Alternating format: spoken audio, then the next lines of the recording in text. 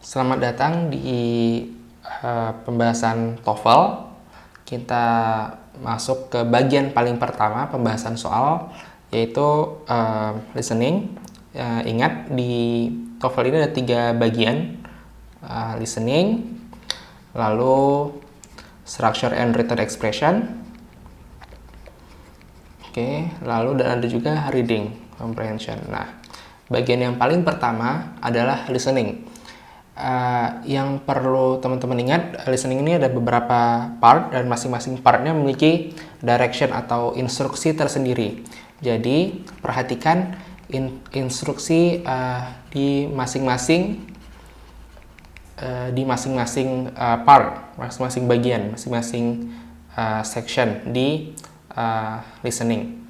Nah, apabila teman-teman sudah terlatih atau sudah biasa latihan listening atau latihan bagian TOEFL yang manapun, direction ini kalau sudah dihafal justru malah makin bisa membantu, ya. Tidak perlu pusing untuk menyimak direction di bagian pertama. Malahan waktu mendengar direction ini teman-teman bisa pakai untuk misalnya scanning, ya, scanning pilihan jawaban, ya, untuk nyuri-nyuri, ya, untuk mungkin curi-curi kesempatan untuk bisa menebak soalnya, menebak audionya, menebak topiknya, seperti itu.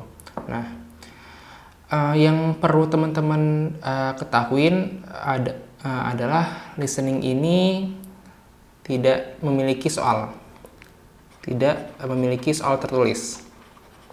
Ya, jadi semua soalnya akan dibacakan dari rekaman, ya. Jadi tidak ada soalnya dicetak di textbook, nggak ada. Yang ada hanya pilihan gandanya. Nah, ketentuannya gampang, kalian standar, ya. Kalian hanya memilih jawaban yang benar yang menjawab. Jadi cukup sederhana. Kita mulai dari part E dulu. Bagian paling pertama ini akan ada sekitar 30 soal. Ya, memang 30 soal, 30 rekaman, 30 audio.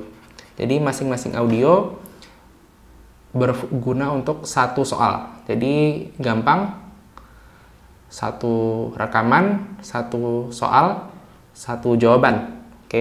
Jadi very short conversation antara 2 orang.